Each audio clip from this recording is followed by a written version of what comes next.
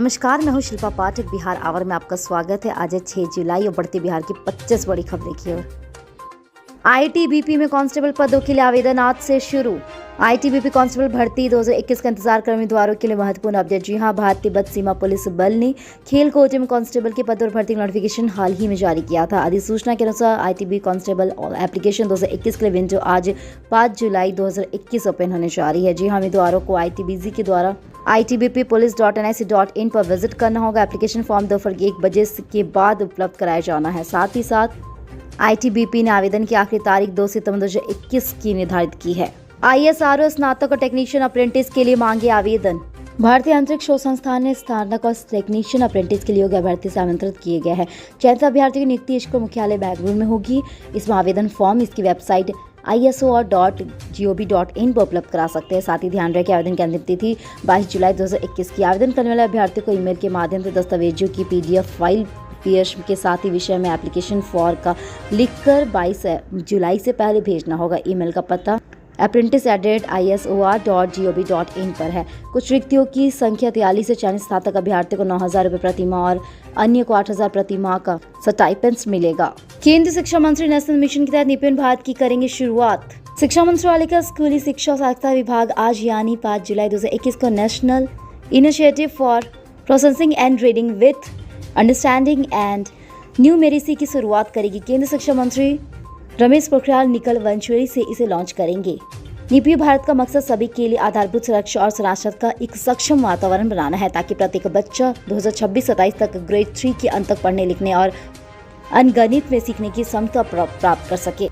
निपुण भारत को स्कूल शिक्षा और साक्षरता विभाग के द्वारा लागू किया जाएगा। इसके साथ ही केंद्र प्रायोजित योजना के तहत सभी राज्यों और केंद्र शासित प्रदेशों को राष्ट्रीय शिक्षा के साथ ही ब्लॉक स्कूल स्तर पर एक 5 स्तरीय एक तंत्र स्थापित किया जाएगा। सहायक प्रोफेसरों की भर्ती के लिए PhD डिग्री अनिवार्य। मानव संसाधन विकास मंत्रालय भारत सरकार के विश्वविद्यालय में सहायक प्रोफेसर की भर्ती के लिए PhD डिग्री अनिवार्य करने के नियम की घोषणा जून 2018 से ही किया जा चुका था, लेकिन यह निर्णय शैक्षणिक सत्र 2021-22 से प्रभावी होगा।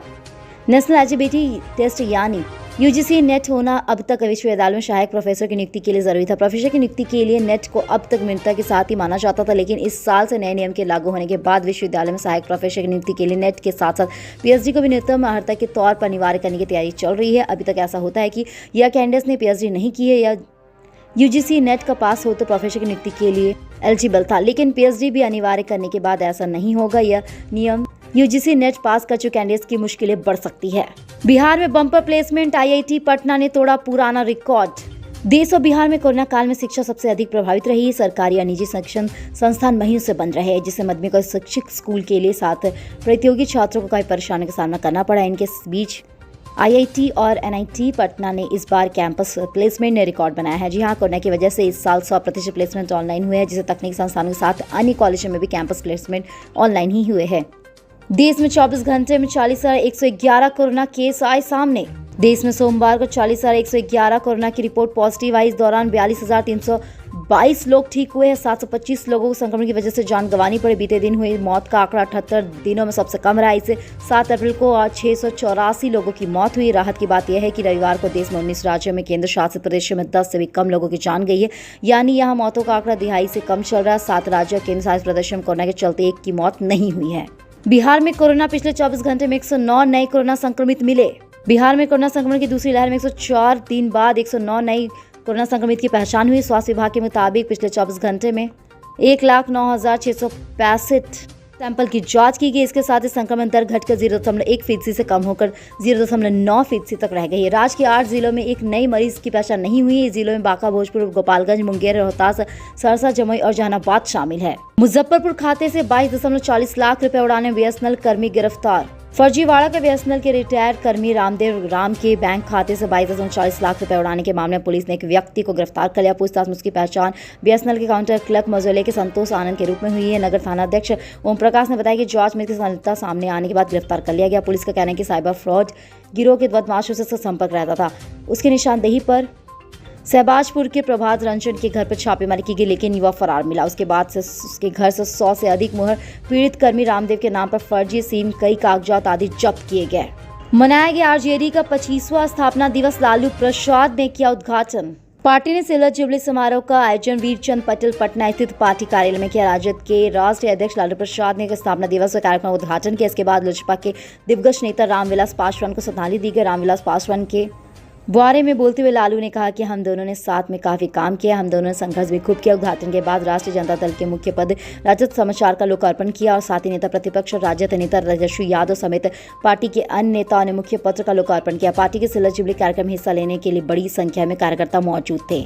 चलेगी गया मुजफ्फरपुर और बरौनी से बंद हुई 3 गरीब रथ 7 स्पेशल ट्रेनें। गरीब रथ से सफर करने वालों के लिए अच्छी खबर। जी हां, रेलवे ने बंद कर दी 3 गरीब रथ एक्सप्रेस को फिर से चलाने का फैसला ले लिया, जो स्पेशल ट्रेन के तौर पर चलेगी। 3 गरीब रथ समेत कुल 7 स्पेशल ट्रेन फिर से चलाई जाएगी। इसे लेकर पूर्व मध्य रेलवे की तरफ से एक नोटिफिकेशन जारी कर दिया गया। इस फैसला कोरोना वायरस के बढ़ते संक्रमण को देखते हुए लिया गया है। चिराग बोले, मैं शेर का बेटा हूं, झुकूंगा नहीं। पूर्व केंद्रीय मंत्री और लोक जनशक्ति पार्टी के संस्थापक रहे रामविलास पासवान की सोमवार को जयंती थी। इस मौके पर दिल्ली से लेकर बिहार के अलग अलग जिलों में कई कार्यक्रम का आयोजन किया जा रहा है। पार्टी में जारी विवाद के बीच दोनों गुट अलग अलग तरीके से रामविलास पासवान की जयंती मना रहे थे। वहीं से सांसद और रामविलास पासवान के बेटे चिराग पासवान ने दिल्ली स्थित पार्टी के केंद्रीय कार्यालय 12 जनपथ में अपने पिता रामविलास पासवान की जयंती के अवसर पर श्रद्धांजलि दी। इस मौके पर उन्होंने कहा कि वह शेर का बेटा है और वह झुकने वाले में से नहीं है। चिराग ने कहा कि अब मुझे परिवार सबसे ज्यादा जरूरत थी। उस वक्त परिवार का कोई भी शख्स मेरे साथ नहीं था, लेकिन मैं झुकने वाला नहीं हूं।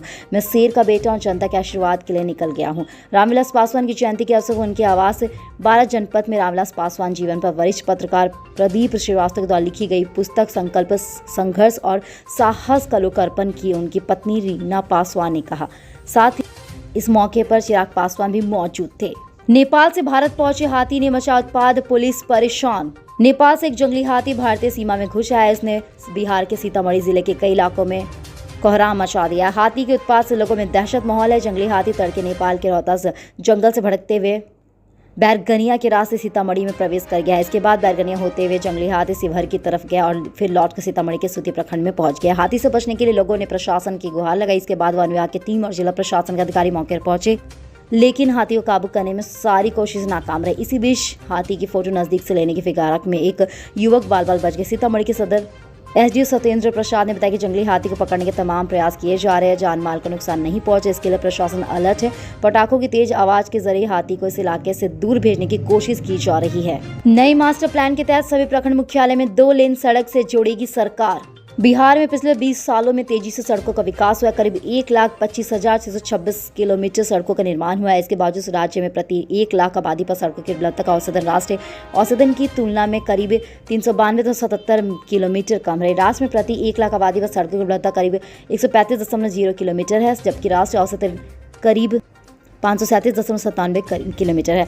हालांकि राज्य सरकार की बिहार मास्टर प्लान बना रही है, जिसमें से अभी 534 प्रखंड मुख्यालय को 2 लेन सड़कों से जोड़ा जाएगा। वहीं औद्योगिक और सांस्कृतिक कॉरिडोर के सहित योजनाओं का काम चल रहा है। इससे लोगों को नई सड़कें मिलेगी, आवागमन बेहतर होगा, सड़कों की लंबाई बढ़ेगी और साथ ही आर्थिक विकास होगा। राज्य का सकल घरेलू उत्पाद 6,12,000 करोड़।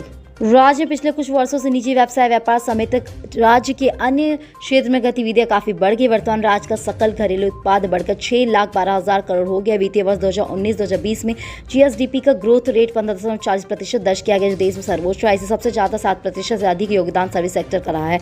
पिछले 3 वित्तीय वर्षों से लगातार जीएसडीपी की ग्रोथ दर्ज किया जा रहा है। 2017 से 18 में 11.5 से 2018 से 19 में 13.10% ग्रोथ रहा है। इसके बावजूद राज्य में आयकर देने वालों की संख्या अब अनुपात में नहीं बढ़ी। आयकर देने वालों की करीब 13 लाख है, जो सूबे की कुल आबादी करीब 12 करोड़ का करीब 1% रहा है। ऑनलाइन शिक्षा में बिहार पीछे, 14% स्कूली छात्रों के पास कंप्यूटर। ऑनलाइन शिक्षा के मामले में बिहार झारखंड से पीछे है। ये चौंकाने वाला खुलासा एक रिपोर्ट में हुआ। ऐसे समय में जब कोरोना महामारी के कारण छात्रों के लिए ऑनलाइन माध्यम के साथ ही एकमात्र विकल्प उपलब्ध है, बिहार में केवल 14% स्कूली छात्रों के पास कंप्यूटर। ये खुलासा एक सर्वे के बाद जारी रिपोर्ट में किया गया है। हाल ही में जारी unified district information system for education की रिपोर्ट के अनुसार बिहार में 5 में से 1 स्कूल में कंप्यूटर काम कर रहे हैं। इनमें से केवल एक ही समित संख्या में इंटरनेट कनेक्शन था। रिपोर्ट में कहा गया कि जानकर और हैरानी होती कि पड़ोसी राज्य झारखंड में 73% छात्रों के पास कंप्यूटर तक है। वन विभाग व पुलिस की बड़ी कार्रवाई, 10 गिरफ्तार। चैनपुर थाना क्षेत्र की दुर्गम पहाड़ी में रात के अंधेरे का लाभ उठाकर पता की तस्करी करने वाली गिरोह के विरुद्ध शनिवार की रात वन विभाग की टीम में भगवानपुर व चैनपुर थाना क्षेत्र एसपी अभियान नितिन कुमार की मौजूदगी में पूरी रात छापेमारी की गई। इस दौरान तेनु पता लदे 12 छोटे बड़े वाहनों को जब्त किया गया। बताया जा रहा है कि अब तक की यह सबसे बड़ी कार्रवाई। जी हां, कुछ 12 वाहनों पर लगभग 200 बोरा से ज्यादा तंदूर पता का चला है। साथ ही उक्त कार्रवाई के दौरान 10 लोगों को गिरफ्तार किया गया, जिसमें से चैनपुर और चांद थाना क्षेत्र के निवासी है। मुजफ्फरपुर औराई के 1000 घरों में घुसा बाढ़ का पानी। बागमती नदी के जलस्तर में रिकॉर्ड वृद्धि के साथ लखनदेई व मनीषमाला नदी के जलस्तर धीरे धीरे कई गांव को घेर लिया है। बागमती के जलस्तर वृद्धि से 1000 घरों का बाढ़ का पानी प्रवेश कर गया है। भगवान पश्चिमी से 200 घरों में पानी प्रवेश कर गया। मधुबन, प्रताप, पचोरी, टोला, बाड़ा, बुजुर्ग बाड़ा, खुदुर, राघोपुर, चैनपुर, हरनी, टोला और मिलाकर 800 घरों में बाढ़ का पानी घुस गया। मधुबन प्रताप में स्थापित परिवार 10 फीट तक की ऊंचाई तक जमीन को भरकर झोपड़ी नुमा घर में जिंदगी बचाने की जंग लड़े हैं। साथ ही इधर मनुष्य मारा व लखनदेई की जलस्तर वृद्धि से अम्बेडकर नगर, रामबाग, लक्षणले, टोला, हनुमान नगर का सड़क जनसंपर्क भंग हो गया है। लखनदेई की जलस्तर वृद्धि से बैतनाथ, बेसी, उसरी, बेसी, नया गांव, परसामा, टोला, हरपुर, बेसी, पूर्वी समेत आधा दर्जन गांव में बाढ़ का पानी फैल गया है, जिससे सैकड़ों एकड़ में लगा धान का बिचला, साग सब्जी, मक्का, मूंग, बाजरा, पशु चारा डूबकर बर्बाद हो गया। हैदराबाद व कोलकाता के लिए इंडिगो की उड़ान सेवा शुरू। दरभंगा एयरपोर्ट से सोमवार को इंडिगो की विमान सेवा शुरू हो गई। जी हां, सेवा प्रदान करने वाली इस एयरलाइंस ने एंट्री के लिए दरभंगा और हैदराबाद व कोलकाता के लिए सीधी उड़ान सेवा शुरू की। हैदराबाद से यात्रियों को लेकर इंडिगो के पहले विमान से लेकर करीब 12:30 बजे दरभंगा एयरपोर्ट पर लैंड किया जाएगा। साथ ही यात्रियों को लेकर पुनः वही विमान 12:30 बजे हैदराबाद के लिए टेक ऑफ होगा। हैदराबाद से दूरी 2 घंटे 25 मिनट में पूरी की जाएगी। दरभंगा एयरपोर्ट से पहले केवल स्पाइस जेट की विमान थे, लिहाजा यात्री किराए में कमी को लेकर बार बार मांग उठा रही थी। प्रति सप्ताह के तौर पर अन्य विमानन कंपनी के आने के बाद यात्रियों में किराया कम होने की आस जगी है। बिहार अनलॉक 4 शर्तों के साथ स्कूल कॉलेज भी खुलेंगे। बिहार में 7 जुलाई में अनलॉक 4 का ऐलान कर दिया गया है। मुख्यमंत्री नीतीश कुमार ने सोमवार को क्राइसिस मैनेजमेंट ग्रुप की बैठक के बाद इसके लिए नई गाइडलाइन का ऐलान किया। निर्देशों के मुताबिक बिहार के सभी सरकारी गैर सरकारी दफ्तरों में पूरी तरह क्षमता से कम होगा। 50% बैठने की क्षमता के साथ रेस्टोरेंट और खान पान की दुकानें भी खुलेगी। इसके साथ ही विश्वविद्यालयों, सभी कॉलेज, तकनीकी शिक्षण संस्थानों, सरकारी प्रतिष्ठान संस्थान 11वीं 12वीं तक के विद्यालयों को 50% छात्रों की उपस्थिति के साथ खोलने की इजाजत दे दी गई। बिहार में अनलॉक 3 6 जुलाई को खत्म हो रहा है।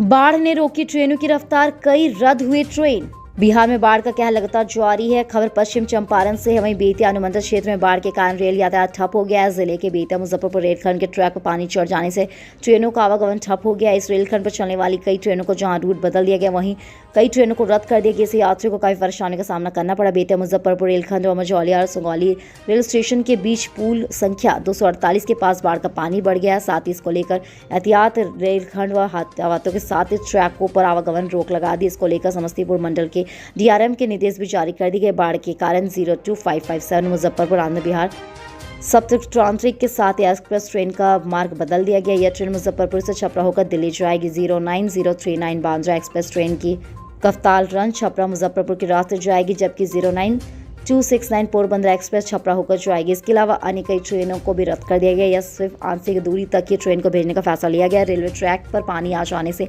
रेल परिचालन ठप हो गया है, जिससे यात्रियों को भारी परेशानी का सामना करना पड़ रहा है। मोदी कैबिनेट पर इस हफ्ते विस्तार, बिहार के 3 नेताओं के शामिल होने की संभावनाएं। ऐसी संभावना जताई जा रही कि मोदी कैबिनेट के इस हफ्ते विस्तार हो सकता है। सूत्रों के अनुसार 7 जुलाई की दोपहर कैबिनेट का विस्तार हो रहा है। 17 से 22 मंत्री शपथ ले सकते हैं। वहीं नई कैबिनेट में बिहार के 3 नेताओं के शामिल होने की संभावना जताई जा रही। सूत्रों की माने तो बीजेपी कोटा के राज्यसभा सांसद सुनील मोदी, JDU के कोटा से पार्टी के राष्ट्रीय अध्यक्ष RCP सिंह और LJP कोटा से पशुपति पारस केंद्रीय मंत्रिमंडल में शामिल हो सकते हैं। अगर ऐसा होता है तो जहां एक और JD की ओर से लंबे समय से की जा रही मांग पूरी हो जाएगी, वहीं दूसरी ओर पारस की भी मंत्री बनने की इच्छा पूरी हो जाएगी। पंचायत परामर्श समितियों की बढ़ाई गई जिम्मेदारी। पंचायत परामर्श समिति की भूमिका और महत्वपूर्ण हो जाएगी। उत्तर बिहार के कई जिलों में बाढ़ के बढ़ते खतरे के बीच सरकार कोरोना से बचाव को लेकर सतर्क हो रही। स्वास्थ्य विभाग के साथ जल संसाधन और पंचायती राज विभाग की विशेष सतर्कता बढ़ती जा रही। पंचायत परामर्श समितियों को निर्देश दिया गया कि बाढ़ प्रभावित क्षेत्रों में कोरोना संक्रमित व्यक्ति की मिलते ही तत्काल प्रशासन को सूचित करें। बाढ़ के दौरान महामारी से बचाव को लेकर विशेष एहतियात बरतने की विशेष निर्देश दिए गए हैं। आपदा प्रबंधन विभाग ने सभी जिलों को तैनात अधिकारियों को निर्देश दिया है। तृतीय स्तरीय पंचायत के जनप्रतिनिधियों और ग्रामीणों को रातों में तटबंधों की निगरानी के लिए जागरूक करें। जल संसाधन विभाग के द्वारा व्हाट्सएप ग्रुप पर पल पल की जानकारी मंगाई जा रही है। मानसूनी इलाकों में अगले 3 दिनों हो सकती है भारी बारिश। वर्तमान में बिहार से 2 ट्रफ लाइन गुजरने के बाद उत्तर दक्षिण बिहार में अगले 3 दिनों तो भारी बारिश होने के आसार जताया जा रहा है। 7 जुलाई के मौसम के बाद पटना के मौसम विज्ञान केंद्र ने अलर्ट जारी कर दिया है। मौसम विज्ञान का कहना है कि इस तरह की स्थिति आगे भी बनी रहेगी। मौसम विज्ञान केंद्र ने 7 जुलाई तक के राज्य में येलो अलर्ट जारी कर दिया है। उत्तर और दक्षिण इलाकों में भारी बारिश के आसार है। बैड कोलेस्ट्रॉल को दूर करे खान पान से। कोलेस्ट्रॉल हमारी बॉडी के अंदर मौजूद एक तरह का फैट है जो हमारी कोशिकाओं को एनर्जी पहुंचाने का काम करता है। तो मतलब आप जो भी खाते पीते कोलेस्ट्रॉल उसी के जरिए शरीर में पहुंचता है। इसलिए अगर आप बहुत तला भुना स्पाइसी भोजन करते तो कोलेस्ट्रॉल दमे को जमा करती है जो सारी बीमारियों की वजह बन जाती है। बॉडी में कोलेस्ट्रॉल की मात्रा 200 mg/dl होनी चाहिए। बैड कोलेस्ट्रॉल 100 mg से ज़्यादा ना हो, साथ ही गुड कोलेस्ट्रॉल की मात्रा 60 mg से ज़्यादा नहीं होनी चाहिए। ग्रीन टी ना सिर्फ मोटापा कम करने में कारगर है बल्कि इसके सेवन से बैड कोलेस्ट्रॉल को भी कम किया जा सकता है। इसके अलावा एंटीऑक्सीडेंट से भरपूर ग्रीन टी बढ़ती उम्र के असर को भी थामती है। अलसी के बीज भले ही देखने में छोटे होते हैं लेकिन ये बड़ी बड़ी बीमारियों का नाश करने की क्षमता रखते हैं। अलसी के बीज में फाइबर मौजूद होते हैं। यह बैड कोलेस्ट्रॉल को कम करता है। तेजी से कोलेस्ट्रॉल कम हो तो नेचुरली स्प्राउट का सेवन करना चाहिए। हरी मूंग, काला चना, काबुली चना, इन सभी का स्प्राउट तैयार किया जा सकता है। तो इसलिए डाइट में इन सभी कुकिंग ऑयल को आउट ऑफ करें और साथ ही ऑलिव ऑयल का इस्तेमाल जरूर करें और कुछ हफ्ते बाद कोलेस्ट्रॉल की जांच कराकर फ़र्क देखिए। कल हमारे द्वारा पूछे गए सवाल के जवाब आप में से बहुत सारे यूजर्स ने हमें कमेंट करके दिया, उसके लिए आपका बहुत बहुत धन्यवाद। आप में से जिन यूजर्स के जवाब हमें अच्छे लगे उनके नाम हैं पूजा, राहुल और रोहित। आप हमारे सवाल के जवाब देते रहे, हम कल आपका नाम लेने की पूरी कोशिश करेंगे। तो चलिए बढ़ते आज के सवाल की। और आज के सवाल कुछ इस प्रकार है, क्या अनलॉक 4 में स्कूलों को खोला जाना सही है? अपने जवाब हमें कमेंट करके जरूर बताएं। इसके साथ ही आज के लिए बस इतना ही। कल की खबरों के लिए हमारे साथ जरूर रहे। अगर ये वीडियो आप हमारे YouTube पर देख रहे हैं तो चैनल को सब्सक्राइब करें और बेल आइकन दबाना ना भूलें। और अगर आप ये वीडियो हमारे Facebook पर देख रहे हैं तो पेज को लाइक करें और ज़्यादा से ज़्यादा शेयर करें। सुरक्षित रहें, स्वस्थ रहें। धन्यवाद।